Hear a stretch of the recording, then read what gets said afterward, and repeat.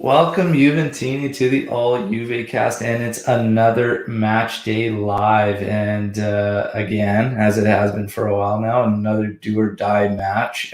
We know how the last one ended up with Milan, so we don't want to talk about that one today. The opponent, Sassuolo, another tough one. As you can see on the ticker down there, previous meeting was 3-1 for Juventus.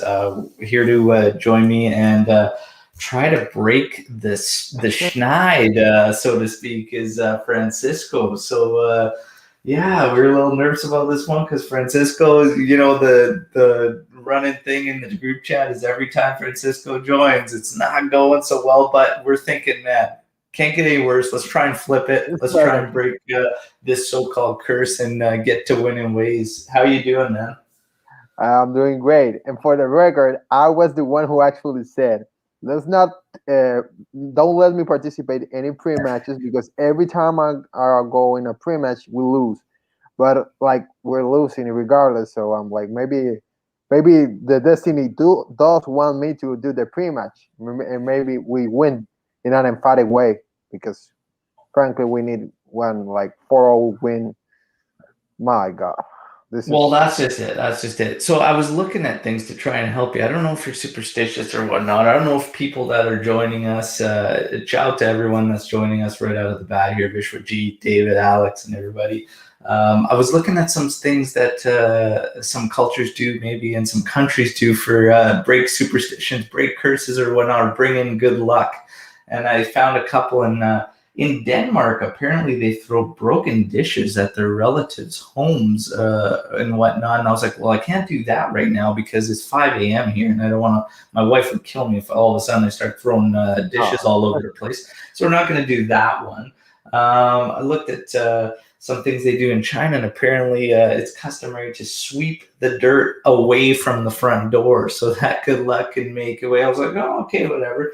But another one is the number 8. The number 8 is big in Asia there. And so I think today, for me, for breaking the curse, we're going to go with a little classic. And I'm going to just rock the number 8 for oh, Marquisio. We'll not try and bad. flip the curse that way and bring in the good. So today, Yeah, lucky yeah, number 8, yeah. Claudio Marquisio on the stripes. Hopefully, this brings a victory on Francisco's little episode here at the Matchday Live. We're going to go there.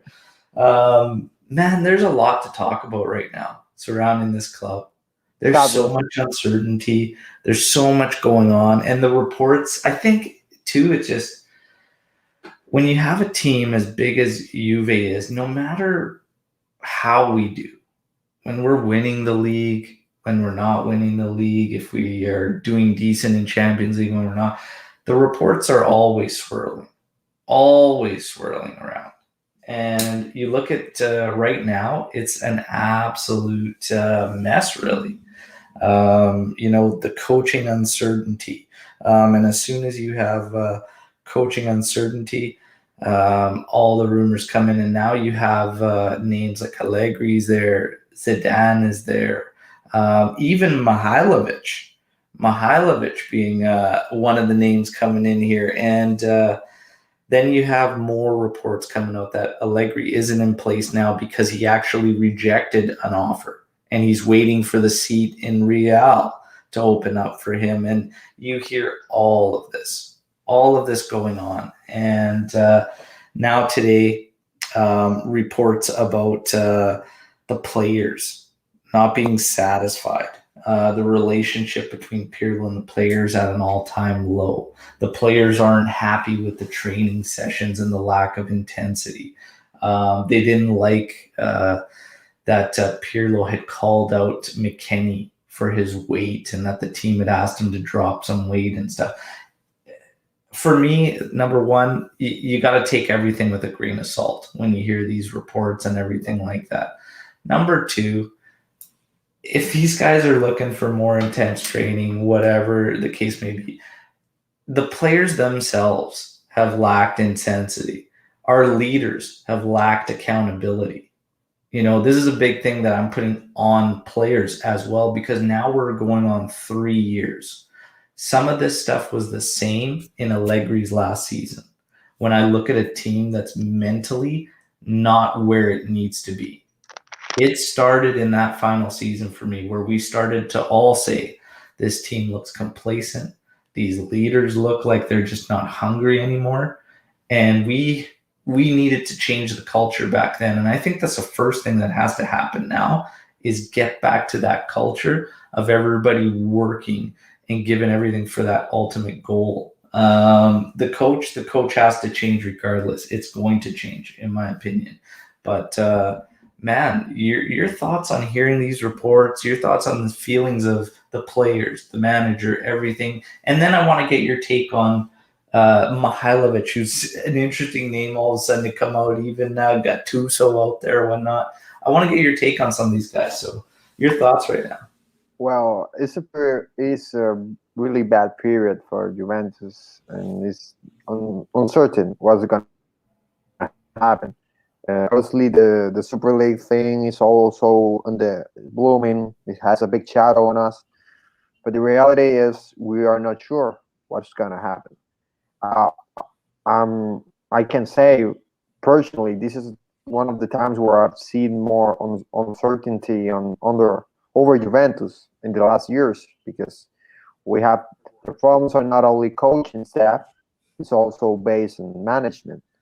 And when management is at risk, when the big boss Elkan comes to Turin, that means something's not going good. So in that aspect, yes, we need to get things straight at the top first, and then we can think about coaching and all that. Yeah. You have me? Hey, did we lose you? Yeah. You have me? I got you now, buddy. Sorry. Damn internet. Well, I was saying that we need to get management straight first, and then it goes down to coaching. The culture needs to change. I have an unpopular opinion on who my coach will be, and I've said it in the group. And I always said that Gattuso for me is the coach, and I know he doesn't have the experience that Allegri or Zidane may have, but I also said that I always see the same thing. He demands a lot from his players, and his players love them regardless. So if we're starting a true rebuilding, I think he's the best man for the job, because Allegri, I don't think he wants. I think he wants more the Madrid job than the Juventus job.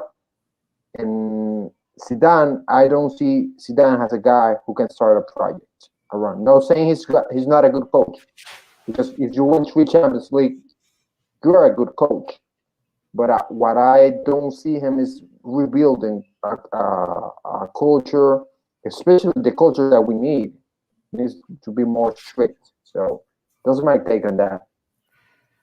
Yeah, I mean, it's tough. I think I agree in terms of it'd be interesting to see Zidane in terms of a build in that sense. Seeing him control a rebuild. Allegri also, there's concerns there for me with Allegri coming back. There would be. These guys are two guys though that are great options. The biggest thing for me, again, going back to what you see out of the players and now multiple coaches trying to come back in. The tough thing is that we didn't handle it properly from the beginning. And we were in a shape where even with a manager who'd been with us for a great cycle, Allegri, the culture was changing then, and we needed to get it back. Not handling that situation properly has let the culture at this club slide even further. You need to I don't know how they're going to do it, and I don't know if it's even with managers. You have to be very, very careful who this next person is, because that culture shift has to be the very first thing everybody's worried about. You have to get players that are going to come in, that are going to be accountable, that are going to be driven, that are going to be hungry, that are going to be there for the collective group, not for themselves as individuals. Some of this team has had this sense of entitlement for so long because of the winning, that it just like you could see it come through in interviews too, where it's just like it's the same crap that our leaders are saying and feeding to us, and they just want to live on this persona that, oh, we're Juve, we can do this, it's fine. It's like, no, it isn't fine. And then you hear the young guys that are contradicting them saying, no, like it has to be better here. We have to be better. We have to demand more out of ourselves and whatnot. There's a little bit of this flux, and the leadership, it all comes down to leadership at the manager position, and the leaders are veterans, and the spine and the core of this team have not been where they need to be.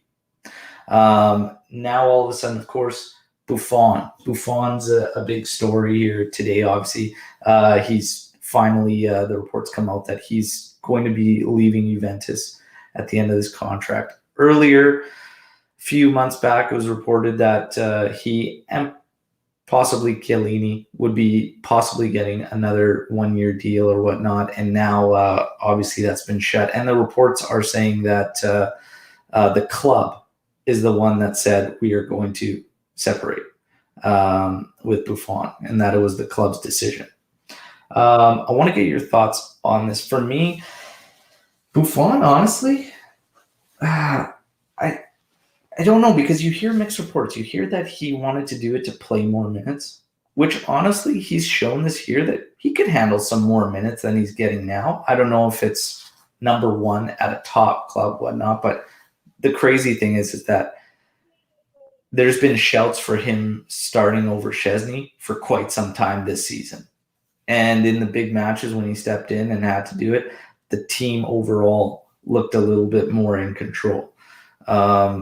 So for Buffon, I mean, I would have been fine even if we signed him on for another year for an extension. I just don't know if it's the right decision that all of a sudden, we want to give him more minutes next season or whatnot. I think ultimately you want a plan. You want something long-term. You want to get set there. Like we all know the rumors about Donnarumma. We can forget about those rumors too if we don't get top four. None of these rumors are going to matter. Look at Deli, Buffon, anything. Chiellini for me, Chiellini's a harder one out of the two, I think, if you're talking extension. Because I think Chiellini, it's tough for him to stay fit. And I love Chiellini, but it's tough for him to stay fit. And taking that roster spot at a position like that away from somebody else that could potentially give you a full solid season, that's a hard one. Out of those two, for me, I would have been okay if they gave another year to Buffon, but it looks like he's leaving. And it is. I want to get your thoughts on Buffon. Should he have started more? Should we have leaned on him more than Tech this season or whatnot? Just your thoughts on Buffon in general here. Well, personally, it's pretty sad for me because he's my hero. He was the first player that I ever saw which grabbed my attention, and I can honestly say that I'm a Juventus fan because of Buffon. Which is hard for me, but I know that he's a return player, and careers will not go on forever, especially in Juventus, which is a very demanding club, which has a very high expectations. About his minutes, frankly, I think he was managed well. I think he played some games. Actually, he played more games than you will think a second goalkeeper would play, just because of his name. So I don't think that he should have played on a regular basis, because we have seen what happens when he plays just regularly. He's not as good. He's not as good as he used to be, because it's normal. It happens to everybody. He's not as good, and he would say, and he will tell you that. He would admit that to everyone, but to himself, he would say that. The problem is that you don't have a goalkeeper that you can trust for the future, because I have been a Chelsea supporter a long time, but the reality is that with the performances, you see it in the defense. You don't see this defense as organized, as secure when he's playing. He doesn't make plays look easy, or he doesn't make the defense look calm. Like Buffon had this presence of him that maybe he wasn't as good as a goalkeeper as Chesney, but when the opposing team came, you almost felt like there was no chance they were going to score because of the way that Buffon dealt with every shot and the way he talked to the defense and the communication. And it's hard, but I do understand that it's something that needed to happen. So I'm not opposed to that. Obviously, I'm heartbroken because he's my favorite player, but I understand that these things will happen to every player at some aspect of their career. The Chiellini thing is always it's pure health. When he is good, he's still a badass defender. He's frankly, you can say maybe our best defender with the leg. Uh, when he's healthy one on one, the guy is monster. The problem is he's a veteran player and he's not healthy enough. So maybe yes, it's time to part ways, but we need to be very careful because there are rumors about Demiral. If you sell, which I always said this a stupid idea, weaken our strength in central back by selling Demiral, but you sell Demiral, you let Chiellini go, and you stay with Bonucci and obviously Drake, but Bonucci and Danilo, who has been playing great, but he's not a natural central back. So that's the problem I have with that. So if you're gonna sell Demiral, you have to stay with Chiellini. If you're willing to stay with Demiral and see him develop, then you can uh, don't sign Chiellini into another year. But that depends on his health also. Yeah, that's the thing. It's really a tough position the clubs found themselves in because they have to make these decisions. Obviously, the financials play a big part of it too. Trying to recoup 100 million euros or whatnot by the end of June is going to be interesting, and it may be that they get rid of guys that they don't necessarily want to, just in terms of righting the ship or whatnot. The other thing is that there's other clubs in the same financial hardship that you're going to find yourself pigeonholed in moves to make the finances work.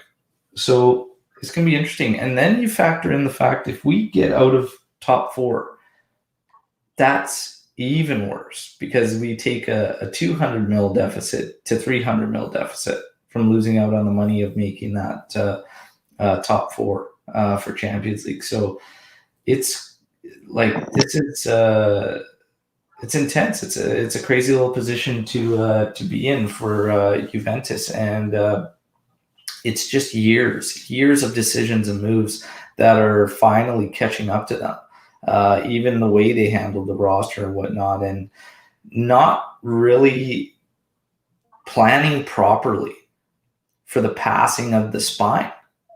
Really, you know what I mean? If you look at this, like they just haven't planned for this core group that's been here for so long to really pass the torch, so to speak.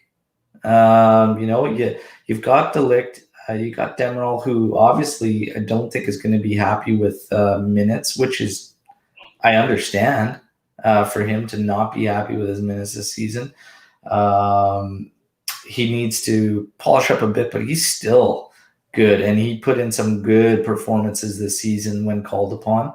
And I think there's something special there. I would definitely build off him and Delict. You look at Sandro, a guy like Sandro is a prime example.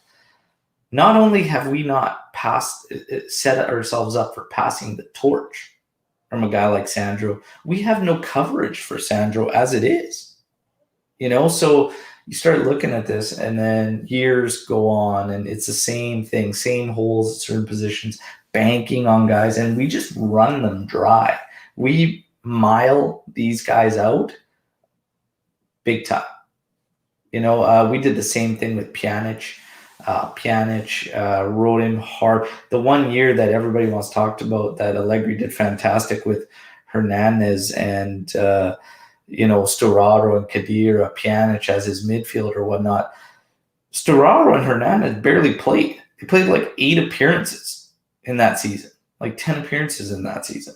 He rode Pjanic and Khedira hard. We just miled our guys out. We did the same with Sandro. We have been doing the same with Sandro. And we just kill them. There's no competition at positions. There's no coverage. It's tough. They're just filling holes, patchwork, all that's catching up. And then when you factor in, you're bringing in, you've got a culture shift we talked about earlier. Then you bring in a manager who's inexperienced. How on earth, when something like this happens, where you're starting to get in a real struggle for the Scudetto, the morale of the club isn't where it needs to be? For him, inexperienced, to go into this uncharted territory, because it is uncharted territory for us in the past 9 years. The leaders couldn't do it, and Pirlo sure as hell couldn't do it and flip the script and get us out of here. And it looks like we lost Francisco, but I'll continue on with all the guests here. It's next to impossible for a guy like that to pull that off and make that happen. It's extremely difficult, always going to be, for an inexperienced manager to make that happen. So yeah, we just found ourselves in one hell of a predicament. And regardless of what we think of Pirlo and whatnot, it was the wrong move from management from the get-go. Now with all these rumors, even Mihailovic, Gattuso, all these guys, it's going to be interesting to see. But the next hiring, they can't just rush into it. It's got to be the right guy. And I think that's the big reason why Pirlo is still there right now. There might be something to these rumors that Allegri has turned down a contract. I think he is waiting. We got Francisco back with us now. Just talking in terms of Pirlo, and just saying that regardless of what we think of Pirlo, the reason he hasn't been fired yet, in my personal opinion, is because of the fact they need to get it right on the next guy.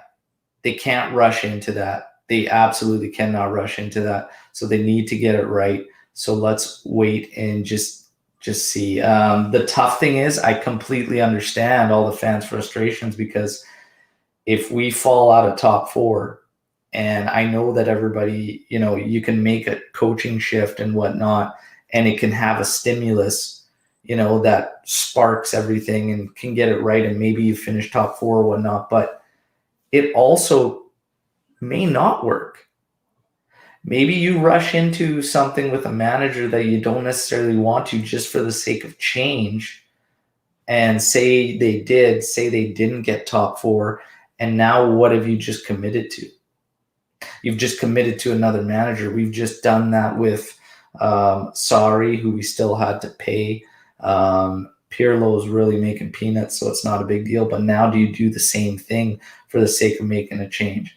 It's very, very complicated, and I think they're waiting for the options. And that's the right thing to do, because they should have done it that way in the beginning. Looking way back when you were going to move from Allegri, you should have made sure that you had your top options and that they were available. That's what they should have done. It should have never been like, okay, Allegri, you're out the door. Okay, we're going to go for we can't get them. Damn, let's just bring this guy. It should have never been like that, right? So top tier club that you want to be needs a top tier manager, and to bring in a guy that literally had as much experience coaching professionals as I did, That's tough for Juventus. That's a tough pill for me to swallow for Yeah. management. So we'll see what happens, and I think that's what it is. Everybody with the Pirlo outs after every match. The other thing too, what manager would come in now with 3 games remaining? Really? None. Because like if they were coming up to me and say, "Oh yeah, hey, come back for," I don't know if I want to step into this shit show right now. Maybe No. let me come in next season. Let me start fresh. Let me get the preseason. Let me start fresh with the project. Let me work on the mercado and let's try and get some guys we need and whatnot. I don't know if I'm stepping into this mess right now. No. You know? Because you're getting all the shit from the other coach. Especially, you cannot change with the calendar that we have this year, in which we have so many games on week schedule. Frankly, we cannot ask for a new manager to just come in and just change the tactics. Because if a new manager comes, we're not playing the switch game that we have been playing all year. That won't happen because let's see, Zidane comes. He's going to play 4-3-3, probably with Gattuso the same team, probably with Allegri the same team. We're not playing with 3 in the back, or maybe we're playing with 3 in the back, but not doing the same motions. And you're taking into consideration. Look at the games that we have left. They're not easy games. We're playing against Inter. And you can say whatever you want to say about Inter and about Conte. Conte would not just give us a game just because they are champions. Especially Conte with the past that he has with us. He wants to come to Turin. He wants to score 5 goals in the first half and make everybody cry. And he wants to leave and go back to Milan happy because he was the guy that destroyed Juventus' hopes of being in the Champions League. Yeah. That's his mentality. He's a warrior. Yeah. That's how he is. So you bring in a coach, you probably will destroy his confidence and the players' trust in him, because what he's gonna do?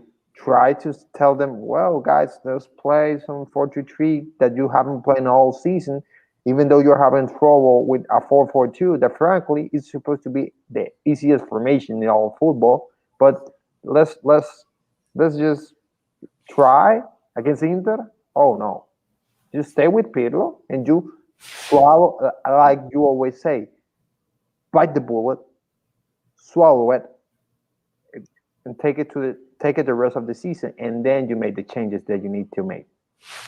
Yeah, and it's just going to be a very, very tough pill to swallow being out of that top 4 if it happens, because it, like we mentioned earlier, that affects your mercado, that affects your finances, that affects everything, right? So, but again, management put themselves in that position, appointing Pirlo, the players we have, the culture, all this patchwork. You get guys, it's not making sense. You have financials, you have guys earning big money that are not producing, that haven't produced. You want to talk about a guy like Ramsey. Ramsey reports of him being unhappy with his time. Okay, what have you done with the time you do get? There's nothing there. There was flashes when he first joined that you're like, okay, yeah, it could work. And then he got injured, of course, because that's what Ramsey does. And then, he comes back. It's a flash here. It's a flash there. And just a lot of mediocre play. The dude's on like $7.5 million or whatever. It's like, no way. Rabiot has way more flashes than Ramsey. But even Rabiot is in and out of form. He's in and out of form. The one thing with Rabiot I will give him is that he seems to be in great physical shape and that he trains hard and whatnot. And I think he offers something. At that price point, though, even he is tough to defend at that price point. So it's really, really difficult what they've done. And these free transfers, yeah, they're only free in the transfer things because they end up getting these high wages. And then, man, if they're not producing, that sucks. And then you're, battling with a guy like Dybala over money who, to be honest, over the course of his career deserves what he's asking. I think it's fair. Not the astronomical number that everybody got hung up on, 15 mil, but if he's asking for 10 and the team's offering 8, I think 10 is fair for him, to be honest. I think but it's fair. he's not asking 10. He's asking, like, from what I've heard, 12, 13, which I know he deserves if you talk about his career, but you don't pay a guy for his career. No, but the thing is, he was coming off an MVP season. And it was, I heard it was 10 plus some bonus. He also rumored, the same rumors, come out 10, he got offered 8. No. That's too low for him. Exactly. So, 12 to 15, too high. 10, spot on. I think that's fair. 10 million, sure, he's a 10 million player.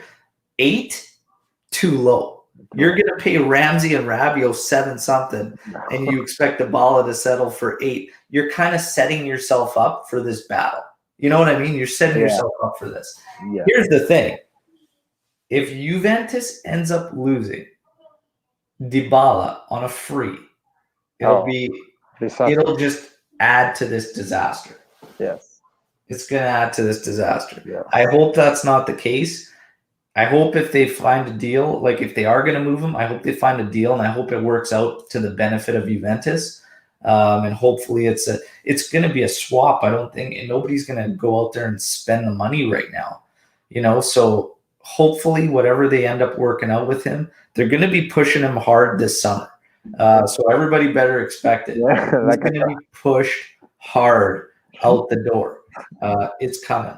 This is going to be like a car dealer. They're going to be selling him to every club in Europe. Oh, yeah. Probably. I'm not joking, but I won't be surprised if they try to tell Everton, like, oh, give us Keane and we will give you Dybala. I wouldn't be surprised at all, frankly, because the Keane thing is a mistake that Juventus did because of money. They needed to do it, but it's something that I know every manager, like management-wise, everyone is mad about it. Everyone is mad about it because you could see the potential. That's why I was so mad when they sold him, because I could see it. I could see the potential. And when you made that mistake and then you sell Spinazzola and he goes to Roma and he's playing lights out, and you stay with Sandro, which I don't like to pile on players, frankly, but I've been saying sell Sandro like 2 years. Like, sell Sandro, he's not as fast, and you see the speed, the way he gets destroyed on open spaces. Yeah, is frankly frustrating, because then we shouldn't need to be like this. Like, get somebody, but don't, like, it has been 2 seasons. I think that's the most frustrating part, is that you can watch this. You've literally seen this happen for years, and the team hasn't addressed it. This isn't just this season that Sandro's been getting blown up in open space and can't keep up with the pace of playing at that left back role. This isn't something that just came out of the blue, out of nowhere. And they haven't prepared. They haven't got there. So, in terms of talking about the guys that are in charge, are Nedved, Paratici. Would you make a complete change of the board, in your opinion, Francisco? Because the rumors are that Paratici will leave this summer. He apparently is very sought after and has some offers across Europe.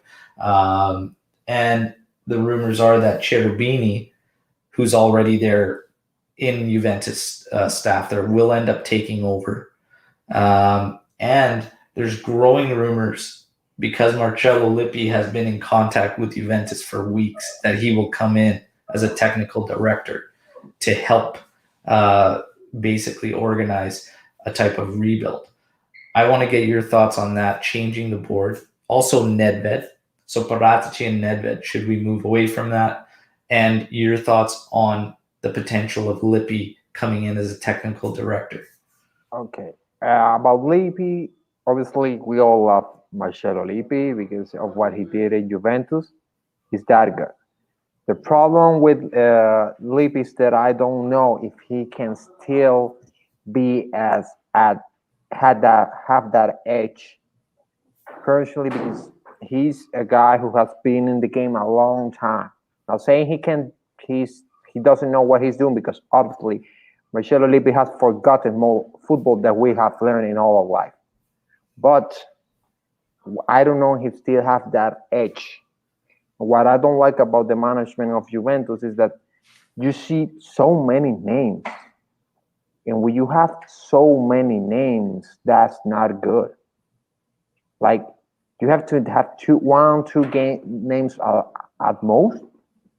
And then when you see all the English clubs, you see owner, team director, that's all. You don't know nobody else. When you see Milan, yes, there are some small names, but it's the owner, and you see Maldini, nobody else. And I'm seeing so many names. I'm saying, oh, Paratici, Nedved, obviously Agnelli, and now Elkam comes. And when you see all those names, I just think we need a guy who is the true director, who is the boss. And then you have the other guys. About Cherubini, frankly, I don't know. I haven't. I cannot say that. People say that he has done a good job in Juventus in the when he was asked to do a job, he has done it pretty well.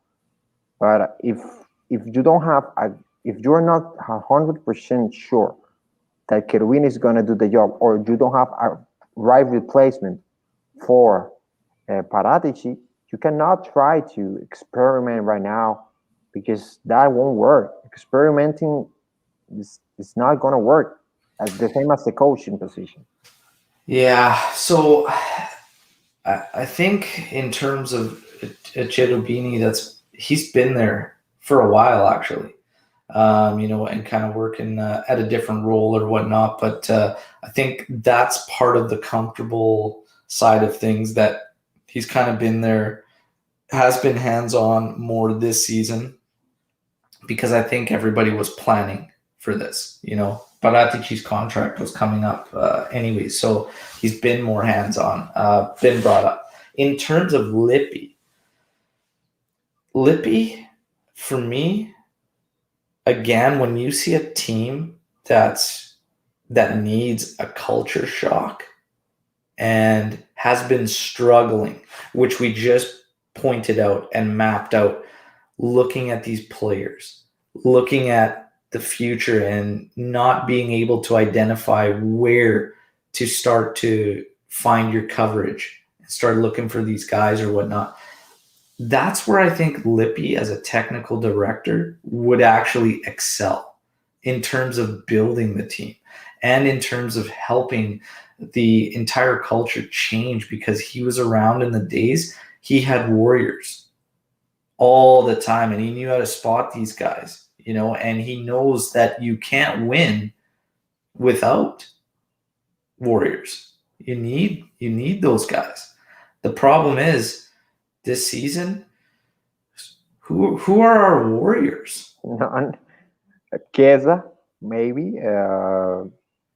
When I'll say it, when Demiral was healthy, you see he was like you say, our son of a bitch.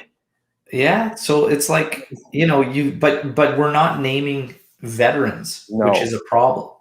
No, That's because a problem. Chiellini wasn't playing. Exactly, right? So we're not naming the veterans, and that's a problem that I have. So Lippi, honestly, in terms of judging players, in terms of looking on the pitch and being able to identify weaknesses and hopefully, get the director to actually address them and whatnot, I think it would be massive, to be honest. The biggest thing is that locker room. And this is 3 years in a row now where we're talking about, the feelings being odd, and even in interviews, picking up different messages from different players. They're just not collective. And you see it on the pitch. They're not together. There's no chemistry. There's no that feeling, that bond that was from the team slowly started to fade for the past 4 years now. And it just got weaker and weaker and weaker to now we look completely broken.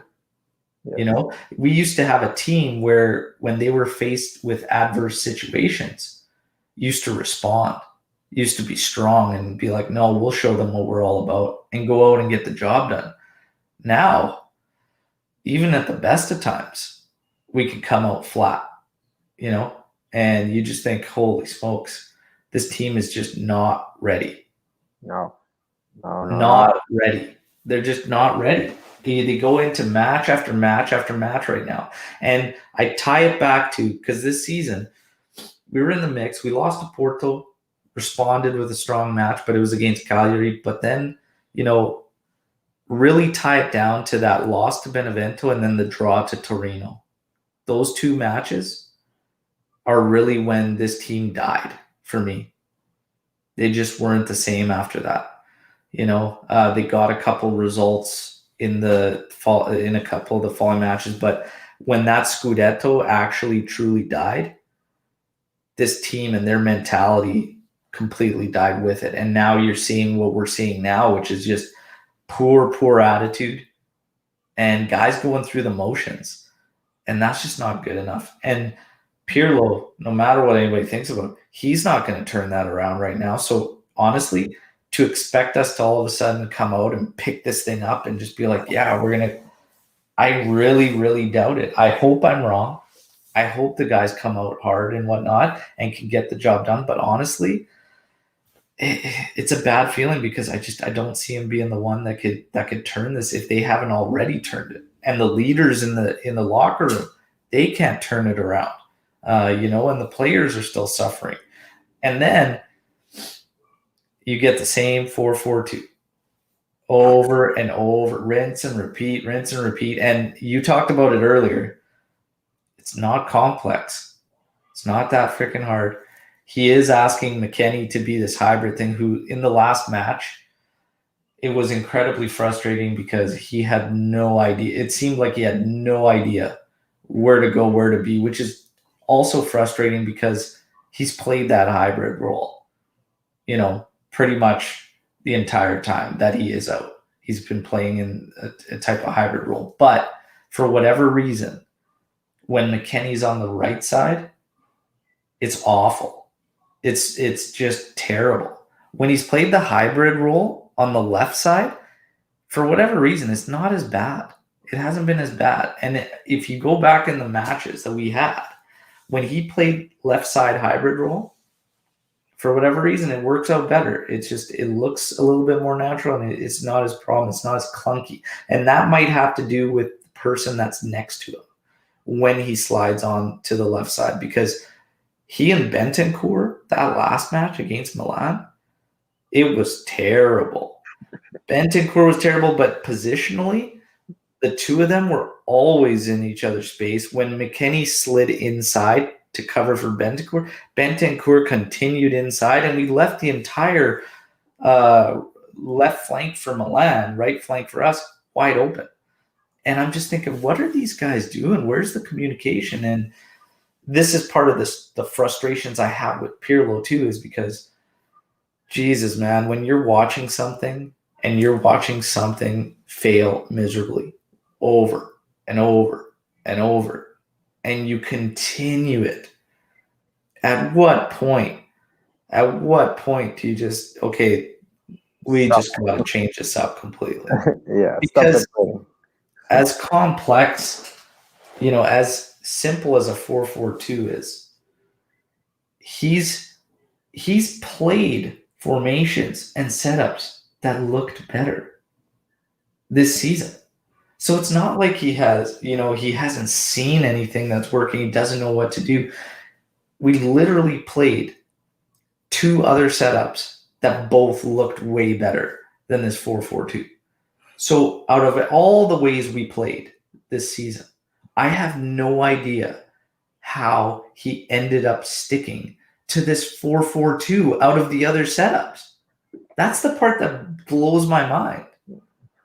I don't know. I really don't know, because honestly, I'm telling you, this team, I I keep watching this team and I'm saying, like, just play them on a 4-2-3.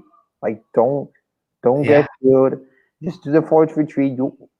Yeah, we don't have the best fullbacks. I know our midfielder is trash, but we can work with that. We have the players for that, and we can then play uh, Cristiano on one side, and Kulusevski and Chiesa in the other, and play Morata, and we will work with Dybala whatever he has to play, but do the damn 4-3-3.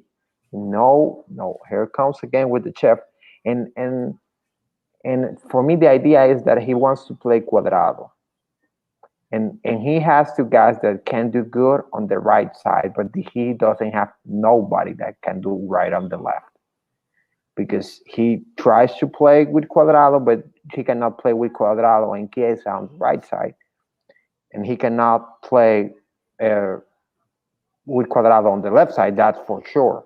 Yeah. So that's just it. And I just think that you need to work with what you have, and if you play better in a 4-3-3, just try it, man. Just try it, because frankly, we have been trash.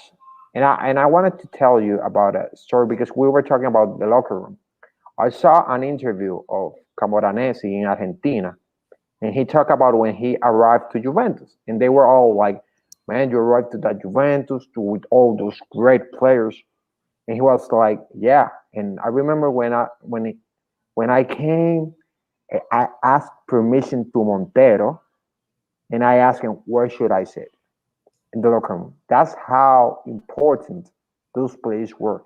He came. We're talking about Camoranesi. We're not talking about nobody. We're talking Yeah. about Camoranesi. Camoranesi came to Juventus, and he went to Montero and he asked him, "Where should I sit?" And Montero looked at him and said, "You can sit right there." Like he was the fucking godfather in the fucking movie. Like, for God's sake, frankly, do you think somebody is gonna go up to Bonucci and tell him, "Where should I sit?" Hell no. He's No. going to Bonucci and say, "Get your ass out of that seat, become sitting right there when you're I was sitting." just gonna say they'd probably say, Benucci, you're in my spot. Get the hell out of here. Yeah, get the fuck out of that seat. That's my seat. Like, for real, we don't have nobody, because obviously we have Chiellini, but Chiellini is not playing. But we don't have those figures, and the other, and this is gonna sound like I'm just a fanboy, but the only guy who speaks like a leader is the leg. It's the only one. Like, he's the one who always said the good things. He says we need to work harder. We're not doing things right. We need to work harder. He doesn't give you that shit about we are Juventus, we're gonna win just because we have the black and white uniform. No, he says we need to work hard and we're gonna win because we're gonna work hard, not because we are Juventus. Yeah. That's We don't have those players anymore. We don't have them. That's the problem. That's the problem. We don't have warriors anymore. That's culture. That's culture. You know, it's a big, big thing I'm on right now is the culture of this team that has faded and died. And yeah, you won't find we don't have the guys like that anymore. We've really lost our spine, essentially. You know, we've lost our spine as a team. They need to build the culture up again. That's why this next hiring, this next manager has to be the right guy. Before you even get into formations, setup, Yes, tactical, all that shit, it needs to be drilled in that here at Juventus, it's all about the for sure. shirt, all about the goddamn shirt, not the name on the back. It's all about the shirt. It's all about the stripes, all for one. You start there. start drilling in your expectations of each and every one of them. You start hammering home. Get that culture back where it needs to be. The fighting attitude. Never die. Like all this. Get ready to work hard. Training sessions. All of that. Build it up. Tactics, all that. That needs to make sense. Very, very important. But the culture around this club right now, I've been saying it for a while. I've never seen a Juventus so mentally fragile and weak. Never. I've never seen a Juventus that, like, honestly, the one thing I would always expect out of Juventus is they will fight.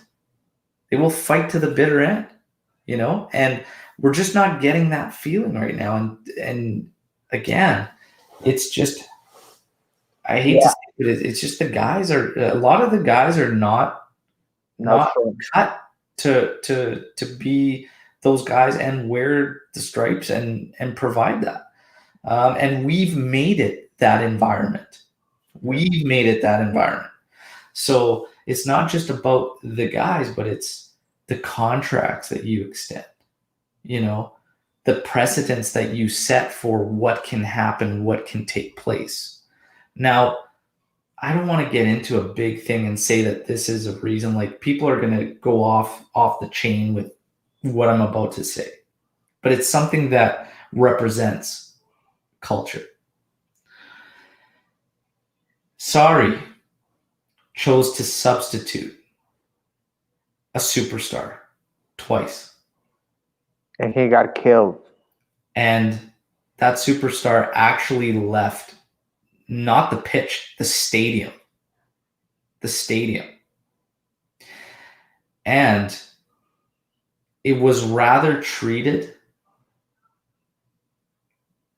without punishment, pretty much. Was almost protected by the club and the leaders of the team, the so-called leaders, even protected. When that starts to happen, that shows you that was a big indication, because before, it wouldn't matter who the player was. But if you did that, you could expect stern punishment from Juve. We've sat players up top in the balcony for less when we had our spine. And we didn't do that at this point around. And again, you factor that. You factor these contracts. You factor how cushy it is to basically be there. Fat paycheck. I'm not producing, but it's okay. Get an extension. Oh, I'm always injured. Get an extension. It's a recipe for disaster. We've been playing with fire for way too many years. This team needs to turn it all around, all of it. The board, I think, start making adjustments there. So Lippi, he's an indication of the way it once was when the culture was at its strongest, arguably. So I think he would have a lot to add, and we could turn this around. In terms of where it's Sassuolo, where it all starts here today, man, this is not going to be an easy one. We won the previous match 3-1. We actually had a lot of opportunities in that game. We played fairly decent in that previous match. We got the third one late or whatnot, but Juve played a good game. We actually held Sassuolo to very few opportunities. They did not have Berardi in that match, who they will today, who should potentially be lining up against Sandro, which will be very, very interesting to see.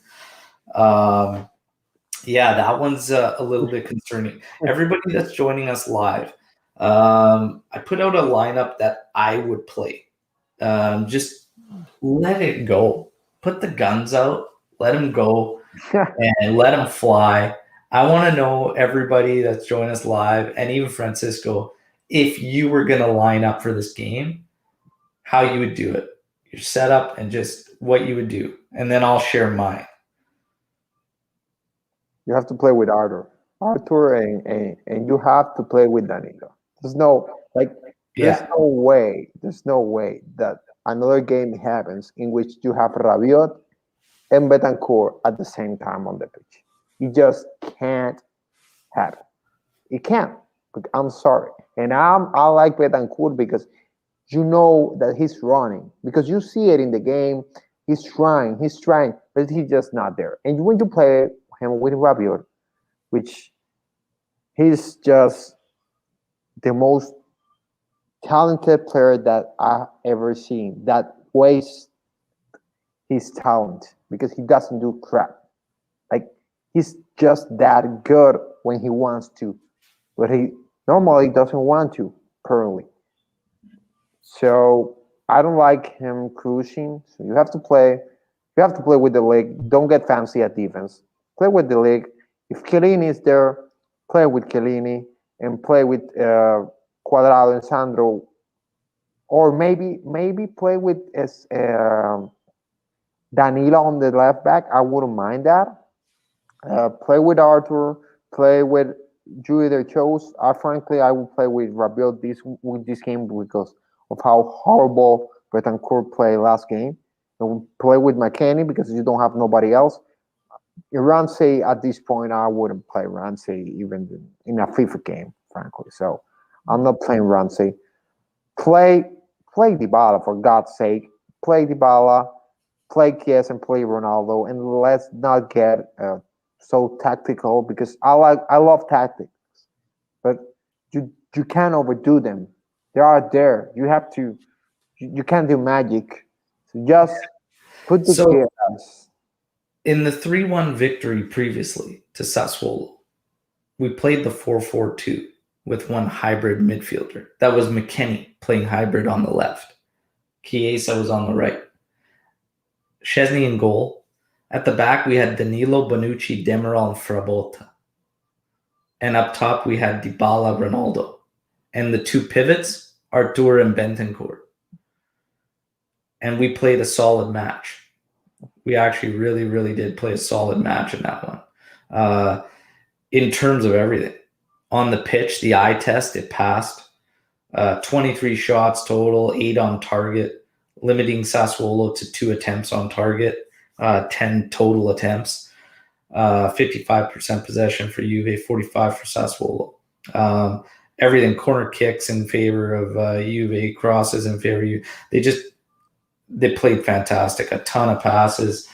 It was a solid performance at that time in comparison to what we've been getting now. My lineup, what I would do for this one, because I just said, let's just go out firing. Morata has not answered the call, and this is a part of me that gets frustrated with players. The managers continue to show faith in you, and you are not rewarding them. That part bothers me. It bothers me to see these guys put out flat performances when the coach is showing faith in you and going back to you. Dybala in for this one. I'd have him in from the start. Yes. So Buffon in goal. De Ligt and Demiral is what I would do at center backs. Well, that's Cuadrado on one side. Sandro on the other, and the only reason I put Sandro on the other is because I would have Danilo as your central defensive mid, just ahead of De Ligt and Demiral. okay. I see that. And then I put Arthur and Bentancur in the middle, ahead of Danilo. No Rabiot. No, I would actually go Arthur, Bentancur I respect on my head. I respect And the that. only reason is because Bentancur can do his job when he has less to do in the possession terms of things, winning the ball back, being physical. But he offers a bit more. He can sometimes offer a bit more than Rabiot in terms of distribution. Yes. So I'd probably do Bentancur Arthur. Up top, Chiesa on the right, Ronaldo on the left, and Dybala, and give a little bit of freedom up top and let the guys fly. Yeah. It would almost shape up like a 3-5-2, but it wouldn't really be a 3-5-2. It'd be like a 4-1-2 2-1 almost. It'd be interesting, but I'd let it fly, man. Chiesa puts Chiesa on the right. You get Cuadrado still in that opportunity to support the flank. Sandro, we would ask a lot of him, but it puts Danilo. It puts Danilo in a role ahead of De Ligt and Demiral. He can also flatten out. Then we can space out De Ligt and Demiral. That would give Sandro freedom to move forward up the pitch to support, which he needs to do more of. Yeah. You get Arthur on the pitch, which is big for possession. Oh, of course. Ball control. Bentancur can be the mix-up in there. And then you've got your guys up top, Dybala, Chiesa, and Ronaldo. Dybala should help massively in terms of creation. This is what I would do. I would just say, boys, if we're going to go out, let's go out in a blaze of glory. Yeah. That's what I wanted to. I wanted to say that. I think I said it on our chat.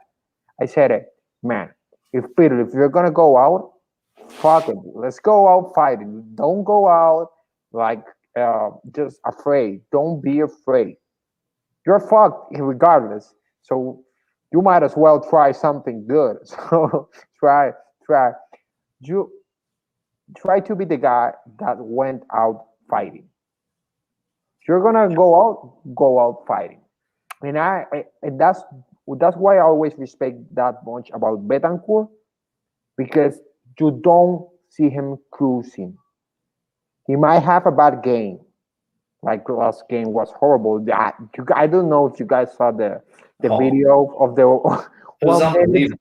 Oh, he was bad. He was frankly really bad. He was Bernardeschi at his worst day, but you didn't saw him cruising. You saw him trying to get the ball back, running. There was one run that he Kessie did like he just destroyed Rabiot, and I think it was Cuadrado. He did a trick, and he did like a movement that he just left Rabiot and Cuadrado like hanging. It was horrible. I was like, damn, it was like freestyle football. And the guy that came running all the way from the other side was Betancourt. And I respect that a lot. Attitude, yes. He's not your most skillful. He's not Locatelli. He's not gonna give you this great passes, but he's gonna fight, and that's something that I respect a lot. Man, just battle, man. Because frankly, Sassuolo is not an easy team, and I know we got a lot of chances the last game against Sassuolo, but that scoreline is also very, very like it's not fair to the effort that Sassuolo display on the pitch, because they didn't play bad at all. Frankly, they play better with less people, with 10 players, and they almost won, because let's not forget that last goal came because Juventus was at Sassuolo was all out attacking in the last minutes, and that's why Cristiano scored, because frankly he had a horrible game. I remember when I analyzed the game and I was like, damn, that's when the Serbic game I respect a lot, which I have to say it's a shame that he's probably leaving to Shakhtar, because he's a great coach for Serie A, even though he's not Juventus. He's a great coach, but Sassuolo is not an easy team. They're playing really good. Yeah. They play good against Atalanta. Let's not get cocky here. It's going to be a tough game. And we got Eric coming in with his lineup. He'd say Juan and Danilo at fullback, Chiesa and Berna on the wings. Bernardeschi jumping in there for him. Not surprised, Eric. That's your boy. Dybala at second striker, Chris at striker in a 4-2-3-1. You have to throw goals conceded out the window and play to win. That's just it. Go out, guns blazing. Eric saying McKennie and Artur as the central midfielders there. Iskander coming in here with play with three defenders, Demiral, De Ligt, Chiellini, five midfielders in quad, Danilo on the outsides, McKennie, Artur, Rabiot in the middle, and he would go Chiesa, Morata up top. So you are not playing Cristiano Ronaldo, Iskander. Wow. He wants to sell them. Frankly, I'm telling you, He says halftime changes Iskander and then bring in Ronaldo and Oh, Dybala. your Juventus will be in ESPN if they don't play Ronaldo. You know how it is. You Yeah, don't play and Ronaldo. that's part of this thing. It's tough, but you're right. I liked what you said in terms of Bentancur because of the attitude, regardless of how things are going. And that is something that does need to be commended. Sassuolo and Juve, what we're probably going to get for the projected lineup is another 4-4-2 we talked about. And I think I had it here. That's what found me surprising about Milan is that we didn't go with Danilo in there somewhere. Just because of his attitude, his presence this season has been tremendous. And I thought we needed to have him in the lineup personally. I was very, very surprised to see that he wasn't in there. I was looking at some of these projected lineups and probably going to see Artur in there for sure in the middle. It's been said that he's going to go in. That was another thing with Milan. I found a little bit odd not to have Artur out there. I'm not sure what ended up happening there with Pirlo and the confidence in him and whatnot. I'm not 100% sure there, but those were a couple guys that you could probably argue against Milan you'd want to see in there, right? Yeah. Arthur has to play. Arthur has to play, and Danilo also because I've said Danilo has been one, if not our most consistent, one of our most consistent players all season. Yeah, absolutely. Does just always gives a good performance.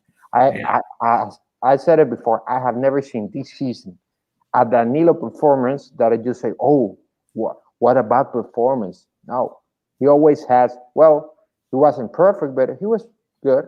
That's the worst Danilo game I've ever seen this season. Yeah. Like you never say, oh, he have a Betancourt game. Like yeah. That's the thing. That's the thing is even his down performances this year have been perfectly fine, to be honest, in the grand scheme of things. Exactly. Yeah, the projected lineups, and I want everybody to drop your predictions in now for what you think this match is going to be before we give ours. But the projected lineup, Buffon in goal. We know Buffon was going to start. They reported that even after the last match and said it has nothing to do with the result to Milan. Buffon slated to start. De Ligt and Bonucci as center backs. Danilo on one side, Cuadrado or Sandro on the other. Cuadrado ahead of Danilo on the right side. Artur, Rabiot, and Chiesa rounding out the mids with Morata and Ronaldo up top. I will say this, if this projected lineup were to come out, and it's probably going to change, there'll be probably a couple changes in there. There usually always is. If Morata plays this game, he needs to repay the faith Pirlo is showing in him because he's been putting up some shockers. And that's putting it nicely. There comes a point where you have to reward your manager for putting you out there because right now, as of late, Morata's been stinker. I wouldn't even be looking at it, regardless of how much we need a true 9 in the lineup and this setup particularly.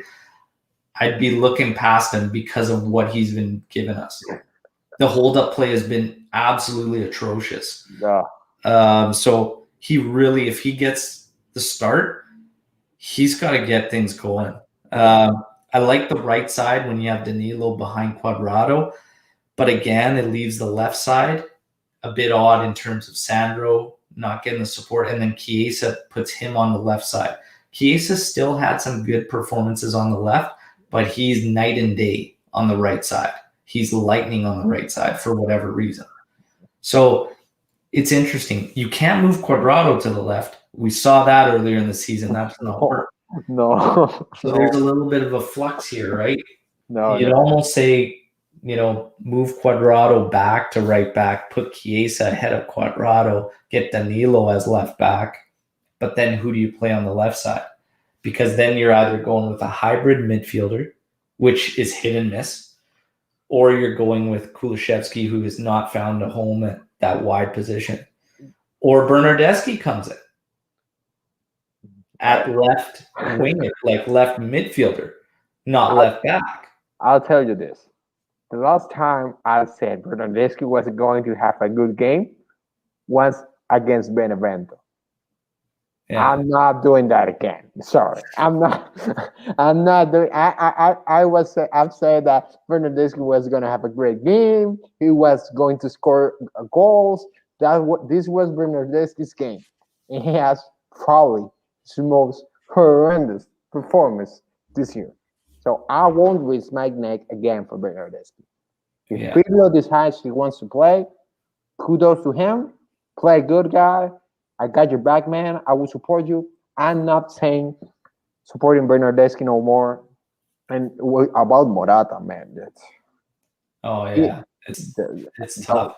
like, bro, It's tough, man. He's got to get her going. But no, some stinker. let's hope if he gets a nod, he brings it. And now we get to predictions, man. This is this, man. We've been putting up predictions. I almost want to take. I almost want to flip the script and almost maybe if I do what I honestly think is going to happen, that the opposite might happen. Because honestly, No, I don't even know right now. I really don't know right now. The way we're playing, it's so hard to. Are we going to show up? Are we going to play decent? Are we going to concede bad goals? Are we going to? Is the 4-4-2 flat? Have the players completely given up? Is even Are they going to fight? Are they going to go after it? Who knows? Prediction? Yeah. Frankly, because it's Sassuolo, and Sassuolo's problem is their defense. Their defense is not good, and their goalkeeper probably every time a goalkeeper faces Juventus, he becomes a mix of Iker Casillas and Buffon at his prime. I don't know what happens, but frankly, because of their defense, I believe that we're gonna win 2-1. 2-1. Yeah, and you know what? I'd like to be there, and I also saw a team going up against a center back pairing of Tomori and Kyer that only got one shot on target. The entire match. So it's like as bad as Sassuolo's defense struggles. Holy shit, man! Prediction. Always gotta believe. Believe. I'll agree with you on the 2-1. Yeah. I'll agree with you on the 2-1. I don't care if we win. I don't care if Pirlo has to come on the pitch and kick a penalty for us to win. Frankly, I don't care. I don't care if it's an own goal, Yeah. a 1-0 for Juve, and we play like dog shit. Just get the win. Yeah, I don't care. We only have one shot and it's a goal, and the other team has 20 and they don't score. Frankly, I don't give a damn. I just want to win the game, because if we lose, say hi to Europa League, because we're not going to Champions League if we lose. Let's hope we get her done. Again, I'll be sporting the lucky number 8 today.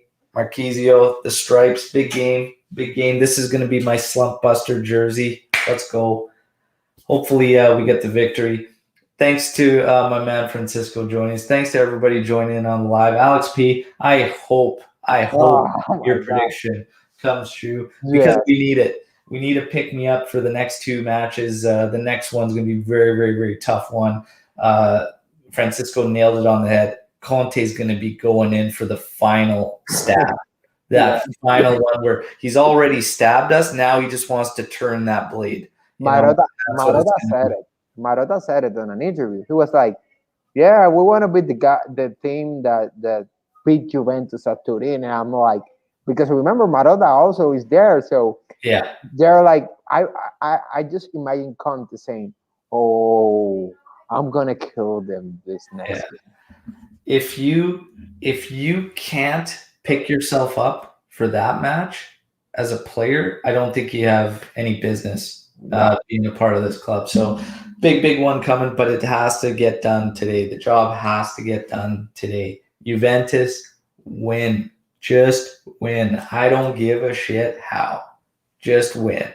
Enjoy the match, everybody. Thanks, Francisco, for joining. Thanks, everybody else, for joining. One last quick note. Please make sure you like the video, subscribe to the channel. But this is last call for the contest winners who still have not claimed their prizes. A retro jersey. And if you don't claim it, this is last call. If you don't claim it, I'm going to choose 2 new winners. So the winner of the Striped Hearts apparel is at Hypersomniac PhD. So if anybody's still joining us live or checking this out, make sure you reach out to these people. Striped Hearts winner at Hypersomniac PhD. The winner of the retro jersey who hasn't claimed at Hazar_Kirkin. Come on, Hazar. Come on. You guys are going to miss out on your free merch. So last call. Thanks, everybody. Enjoy the match. Sassuolo Juve, of course, will be back for a post-match podcast tomorrow. We'll be doing it live and breaking it down. Hopefully, we have a victory, and then we can look ahead to the next match. So, Forza Juve, Fino alla Fina. Guys, whatever superstitions, good luck, things you believe in, make it happen. We need it. Bring in the good. Let's get that victory. Ciao tutti.